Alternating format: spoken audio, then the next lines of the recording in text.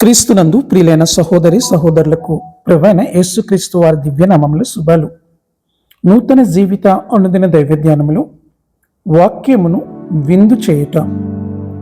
సత్యాన్ని తెలుసుకోవాలనుకున్న వారందరికీ పరిశుద్ధాత్మ దేవుని వాక్యాన్ని ప్రకాశవంతం చేస్తాడు. పేతురు రాసిన మొదటి పత్రిక 2వ అధ్యాయము 2-3 వచనాలు. సమస్తమైన దుష్టత్వమును, సమస్తమైన కపటమును, వేషధారణను, అసూయను, సమస్త దూషణ మాటలను మాని కొత్తగా జన్మించిన శిశువులను పోలిన వారై నిర్మలమైన వాక్యమును పాల వలన రక్షణ విషయములో ఎదుగు నిమిత్తము ఆ పాలను అపేక్షించుడి. మీరు ఎప్పుడైనా ఒక బిడ్డ తినడం చూసారా? ఆకలితో ఉన్న చిన్నపిల్లలు పాల సీసాను పట్టుకొని పెదవులను చప్పరిస్తూ తమ వెచ్చని పాలను పూర్తిగా ఆస్వాదిస్తారు. కానీ ఆ ద్రవ పోషకాహారం శిశువు ఆకలిని తీర్చడానికి సరిపోని కాలము రాబోతుంది. అప్పుడే వంటశాలల ప్రపంచం మొత్తము తెరుచుకుంటుంది.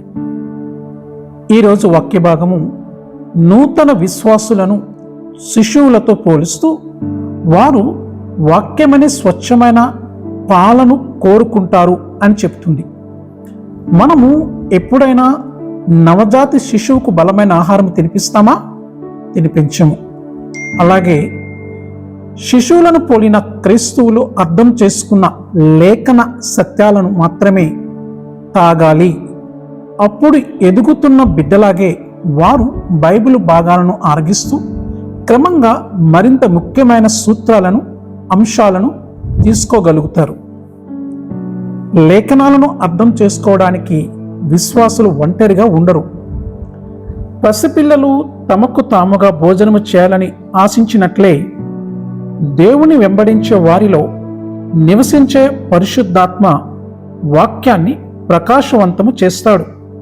అంతేకాకుండా కొరింథీయులకు రాసిన మొదటి పత్రిక 12వ అధ్యాయం 28వ వచనం ప్రకారము దేవుడు సంఘములో మొదట కొందరిని అపోస్తలులుగాను, పిమ్మట కొందరిని ప్రవక్తలుగాను, పిమ్మట కొందరిని బోధకులుగాను, అటు పిమ్మట కొందరిని అద్భుతములు చేయవారుగాను, తర్వాత కొందరిని స్వస్థపరచు కృపావరములు గలవారిగాను, కొందరిని ఉపకారములు చేయవారుగాను, కొందరిని ప్రభుత్వములు చేయవారుగాను, కొందరిని నానా భాషలు మాట్లాడువారుగాను నియమించను. ఈ నాయకులు బోధన మరియు స్పష్టతను అందిస్తారు.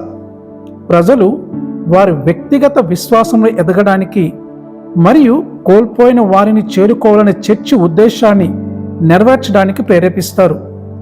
ప్రియ దేవుని బిడ్డలారా, దేవుని వాక్యం మన హృదయానికి, మనసుకు, ఆత్మకు ఒక విందు.